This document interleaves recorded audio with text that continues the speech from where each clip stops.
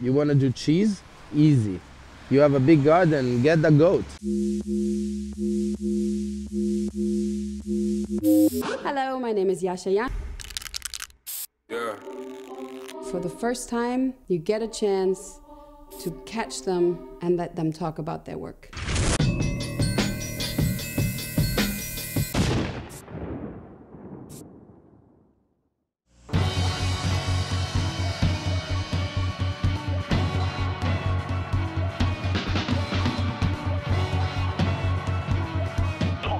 Hey, I'm Pixel Pancho, I'm from Torino. They call me a muralist. In my opinion, I just painting walls. Talk to me. Talk to me.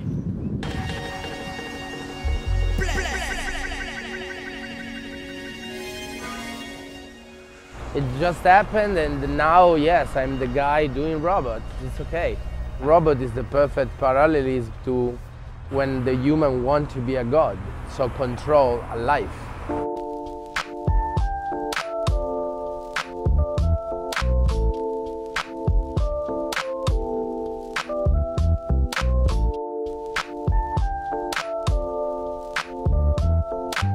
His work consistently has that fine line of flowers and the mix between the machine and nature, the overcoming of nature, actually regrowing out of the machine or overpowering the machine. And often he uses also nature as explanation for social issues or for issues that are going on.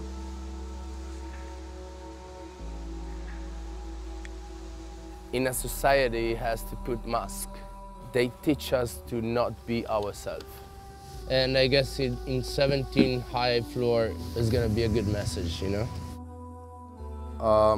1, 2, 3, 4, 5. So the first phase is starting at 5th floor, and the other is the 2nd to the 6th. So it's more or less 4 floors each.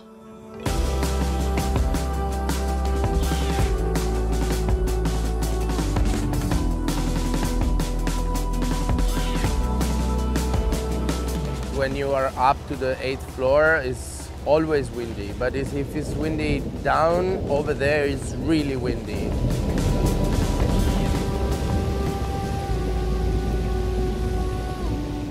If the weather is gonna still like that, it's gonna take longer for sure.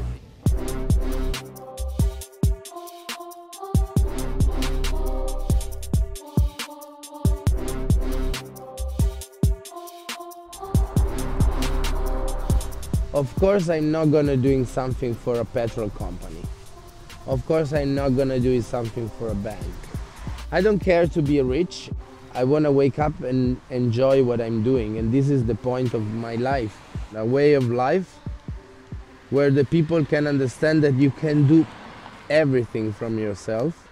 You can grow your plants, you can eat from your plants, you can really living your life, working less, and in something that you like. You want to do cheese? Easy. You have a big garden, get the goat.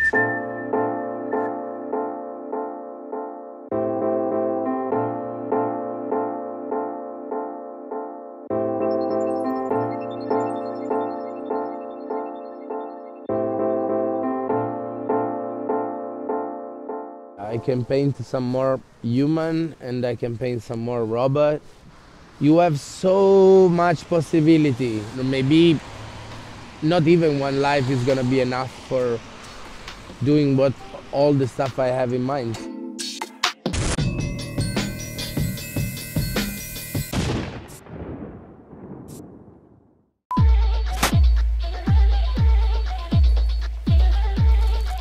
Wir sind Rocker und seine Brüder. Ja, wir machen halt Kunst.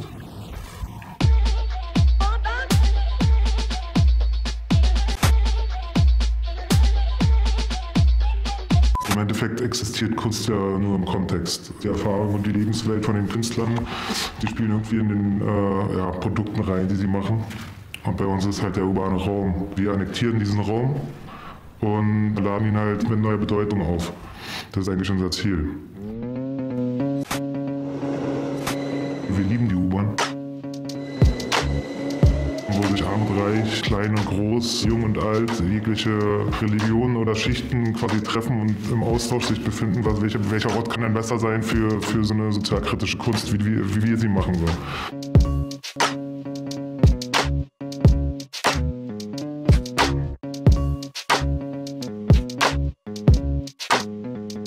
Dadurch, dass halt ein Großteil des Lebens sich in den öffentlichen Verkehrsmitteln abspielt, ist da natürlich auch ein Großteil der ganzen Überwachungstechnik da installiert, weil da jeder vorbeikommt.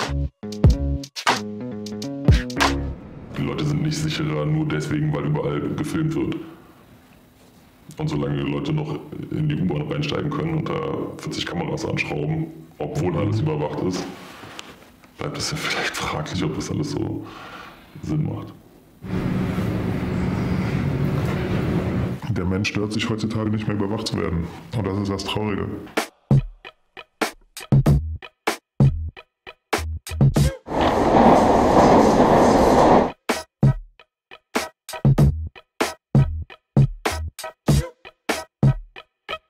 Das U-Bahn-Zimmer, das war ja quasi unser Erstlingswerk. Im Großen und Ganzen war das halt eine Aktion, wo sehr viel Material von A nach B geschafft werden musste, auf dem nicht dem einfachsten Weg. Und dann unter den Bedingungen da, dieses Zimmer aufzubauen und alles, ist halt einfach ein relativ großer logistischer Akt. Auffällig ist unauffällig. Das ist das Zauberwort bei so einer Aktion.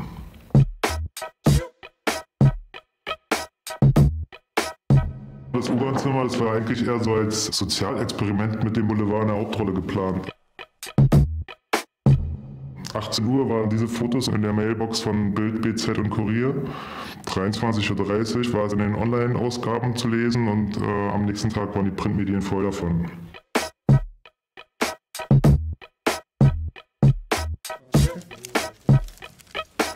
Für uns gibt es nur diesen Weg. Ich meine, wir könnten uns jetzt irgendwie an Speakers Corner stellen und große Reden schwingen, aber das würde auch nichts bringen. So. Und da versuchen wir es halt auf diesen Wege und man benutzt halt dann irgendwann die Medien als Sprachrohr und auf einmal reden die Leute darüber. So. Auf einmal geht das Ding durch die ganze Welt. Ich meine, du baust ein Zimmer an U-Bahn-Tunnel und die ganze Welt redet darüber. So.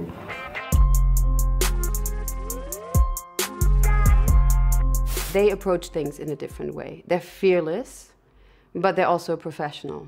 And they're very interesting, and they're not afraid to say what they think. They will express themselves the way they see they should express themselves.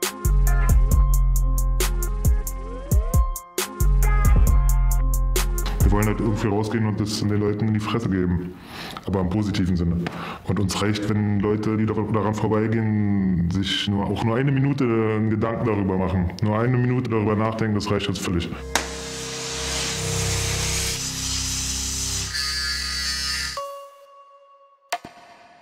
Mal sehen, was kommt. Wir haben viel vor, wir haben viel in den Köpfen. Warum sollte man aufhören, wenn es am schönsten ist? Keine Ahnung, nee, das sind immer raus, das klingt scheiße.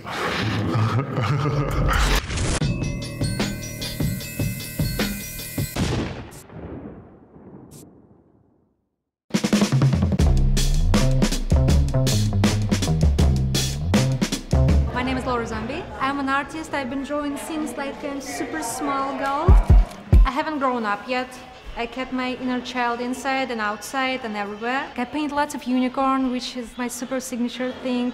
I became one of unicorns, like one of a kind. So now I'm a unicorn, that's why I love unicorns. They love me, I love them. Perfect family. Basically, everything what I paint, I don't paint it for a reason. I just paint because it's fun, fun, fun.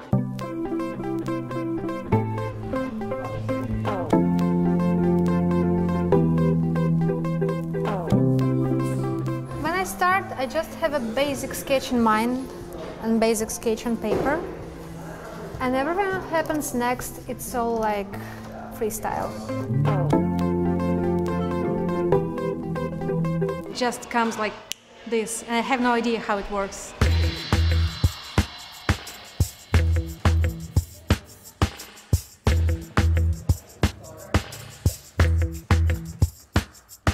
I just love colors, I don't know. Everything colorful attracts me. I'm like a budgie. Colorful thing, I need to touch it.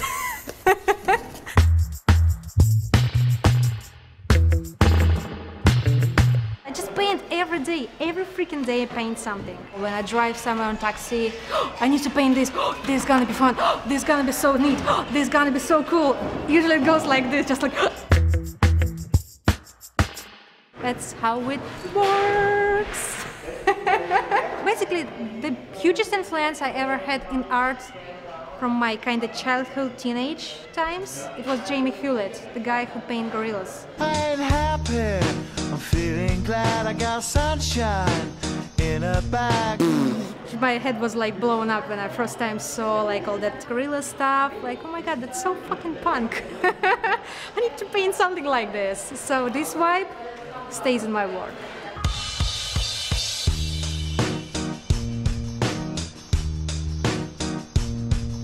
And that's something what made it be a mix of cartoonish, urban art, something street artish, I don't know.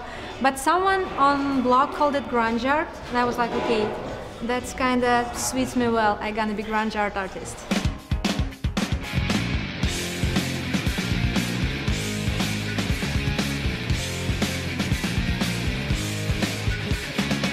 I think she's heavily inspired by music, heavily inspired by punk rock and by grunge, and she's also inspired by the feeling of grunge.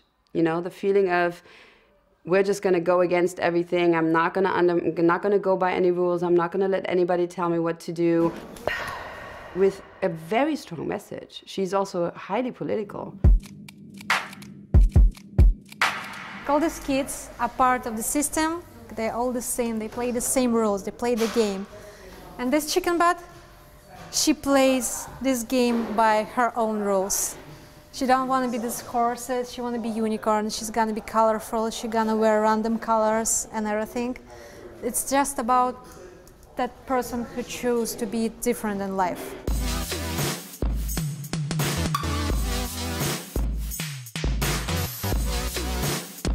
I just wanted to show to people that they should play any game by their own rules. That's the message. Bam!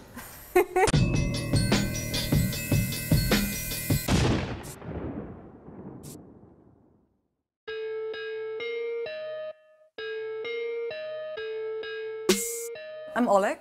I'm an artist. And sometimes I like to call myself an old-fashioned lady who crochets for a living, because that's what I do.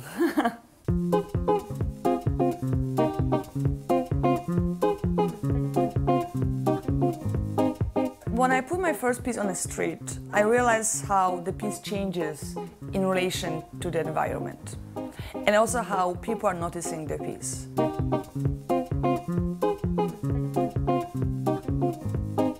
Most people are afraid, for some reasons, to go inside a gallery or museum. They don't feel safe, or maybe they don't feel that they should even enter those spaces.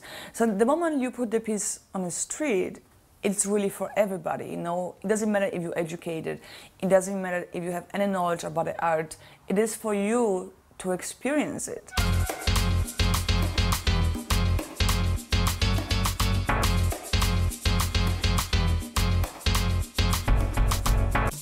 She is a creative soul through and through, I measure her as an artist that I see consistently growing and redeveloping and rethinking and challenging herself. There's no difference between the person and the artist. I think it's just Oleg.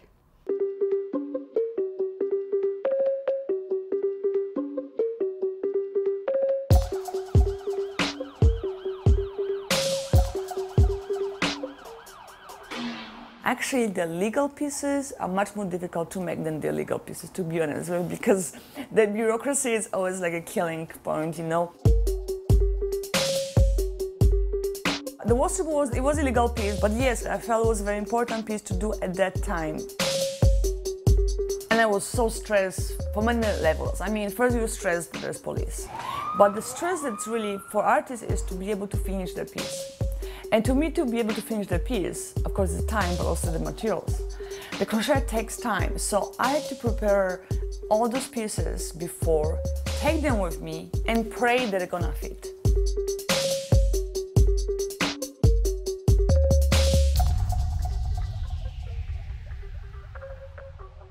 I'll be very likely to run away really quickly.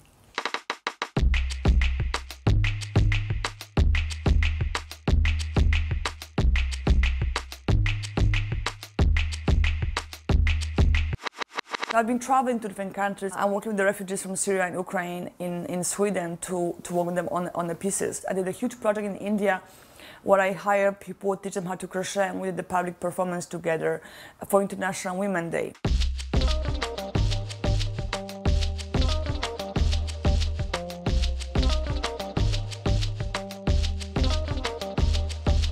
I love creating communities, bringing people together, teaching them new skills, employing them, and then we create something together, and then we leave something for, for the community to enjoy.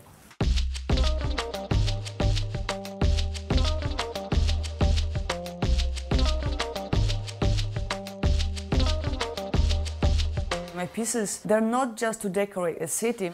I hope they bring awareness of certain issues that are very important to me but should be universal. So I talk about freedom, about human rights, women's rights, like about environmental crisis right now. So all those pieces has some meaning behind the crochet skin.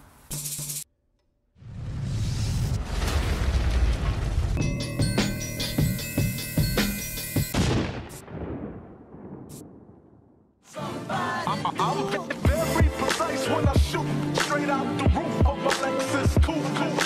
Very precise when I shoot straight out the roof of my Lexus, cool. We're predominantly stencilized, which is basically getting a piece of paper, cutting holes in it, spraying paint through it, essentially. Very precise when I shoot straight out the roof of my Lexus, cool. We've never done a piece this large, and it's very difficult with stencils because it's a huge piece of paper, isn't it?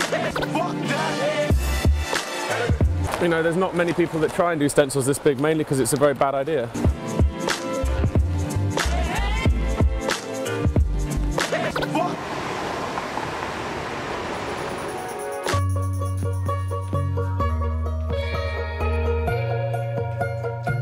You'll take a photograph and you'll work your contrast layers out. You'll transfer it onto sheets this large and you'll cut it by hand.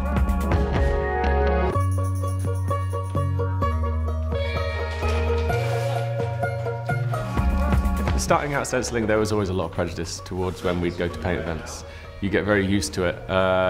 You'd be at an event, you'd pull out your stencils and you'd get insults, threats, whatever. It's all playground bullshit. But the key is really you've just got to step your game up so much that people can't question it.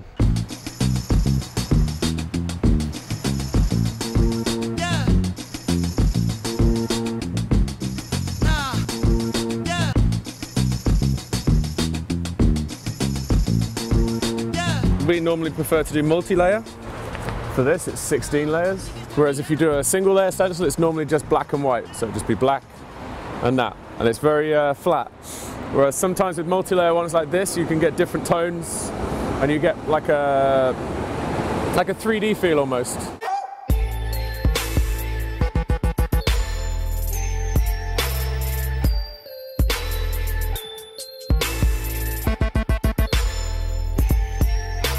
I think what makes their work special is the technique of the hand-cut stencil in that many, many layers on a surface that they're not familiar with. That is quite fascinating. We do photoreal stencils, so everything has to come from a photograph. You know, that is what we do. And then it's a case of either projecting or printing onto large sheets of paper. Every stencil between black and white is a tone. So if you have 8:1, 7:65, you're just splitting your color fragments. You're just having mid-tones, you're having highlights, you're having shadows.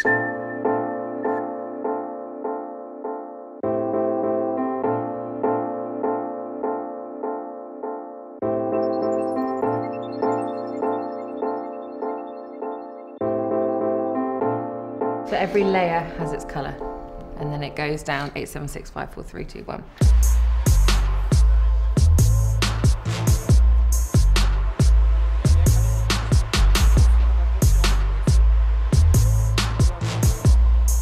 We just really want to keep doing as much street as possible.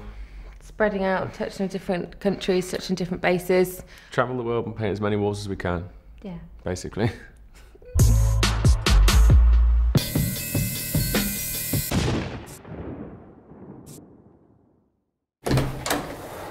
Hallo, ich bin's, Nomad.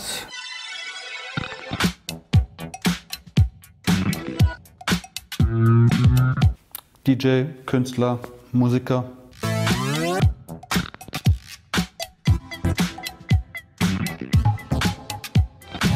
Mein Vater war Bahnhofsvorsteher und ich bin tatsächlich aufgewachsen mit Leuten mit Koffern, die die ganze Zeit reisen, am Bahnsteig stehen, irgendwo hinfahren und fand es schon als Kind super spannend.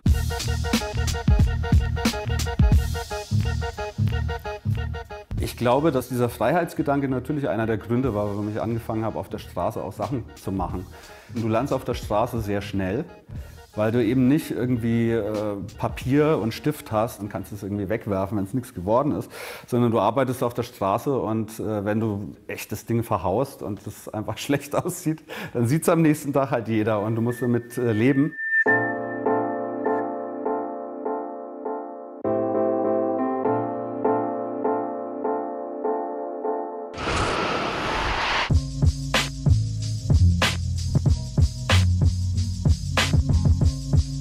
Das Ziel ist es so, als Künstler vielseitig zu sein und jederzeit adaptieren zu können und dich einfach an deine Umgebung anzupassen.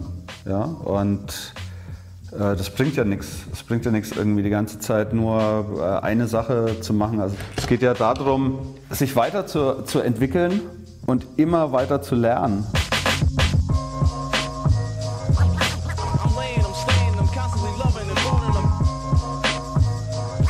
Um diese Wesen zu jagen, muss man halt einfach in andere Dimensionen vordringen. Und leider ist es dann oft so, dass die Luftdruckverhältnisse und die Gravitationsverhältnisse in diesen Dimensionen einfach so anders sind, dass man diese Tiere einfach nicht mit hierher nehmen kann. Und deswegen reproduziere ich die dann hier. Manchmal benutze ich Styroporkerne und beklebe die dann mit Fell oder mit Schuppen oder mit irgendwelchen anderen Sachen.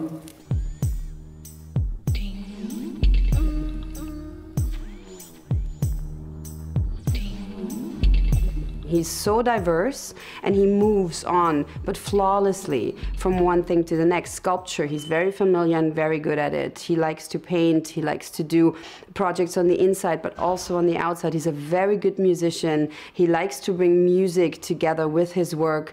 And yeah, he is everywhere. He's all around the world.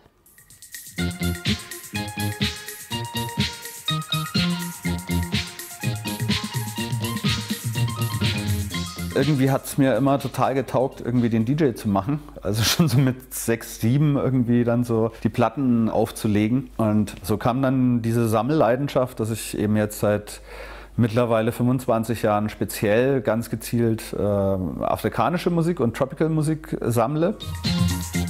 Hier haben wir kongolesischen Souk, eine Disco-Platte aus Zimbabwe. Hier kommt mal zur Abwechslung eine Platte aus den holländischen Antillen. Alles eingepackt. Ich würde mal sagen, wir sind fertig für die Party.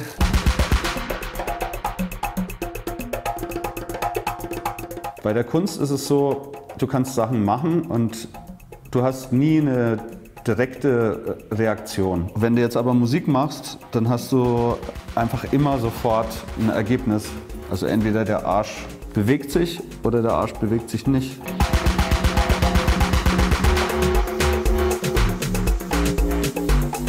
Für mich ist wichtig, einen Spaß zu haben bei der Arbeit, diesen Spaß irgendwie dann auch den Menschen mitgeben zu können, egal ob es Musik ist oder ob es Kunst ist. Darum geht's.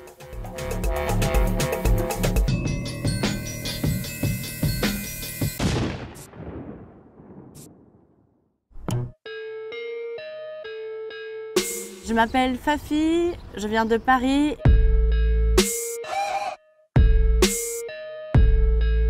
Mon style, ce sont mes personnages qui s'appellent les Fafinettes. Ce sont des filles, ça fait 22 ans que je peins ces personnages-là.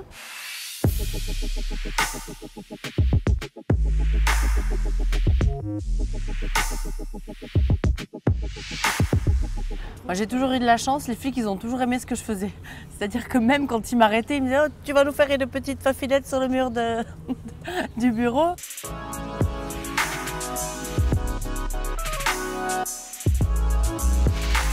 En fait, j'ai eu des problèmes avec les féministes quand je peignais dans ma ville natale. Et c'est vrai qu'à cette époque-là, je basais uniquement mes dessins sur la séduction. Maintenant, je suis plus du tout dans ce truc-là, sexy, je m'en fiche complètement. J'ai envie de donner du courage aux femmes, de leur montrer qu'elles peuvent être responsables, moteurs de leur propre vie. Du coup, mes dessins sont plus axés sur cette vision-là de la femme.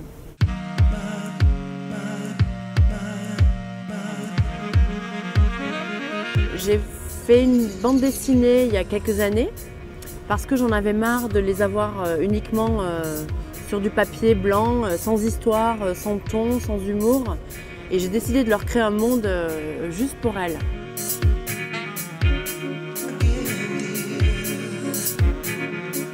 C'est extrêmement gratifiant d'inventer tout un univers pour ses propres personnages.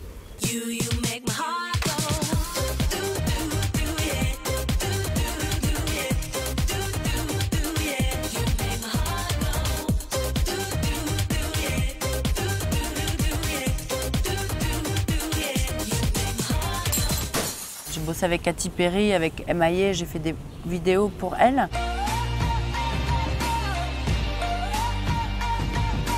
Tous mes amis sont soit réalisateurs, soit musiciens, et on essaie tous d'avoir une balance en fait entre le travail créatif, qui ne nous rapporte pas d'argent, et un travail effectivement qui va nous permettre de financer des projets qui nous tiennent à cœur. Je me sens pas mal de faire des projets avec des marques qui me permettent de faire autre chose.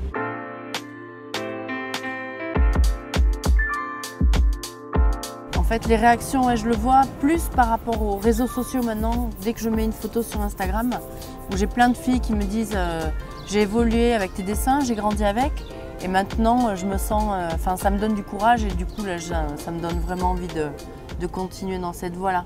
Je pense que notre rôle à nous artistes, c'est d'inspirer.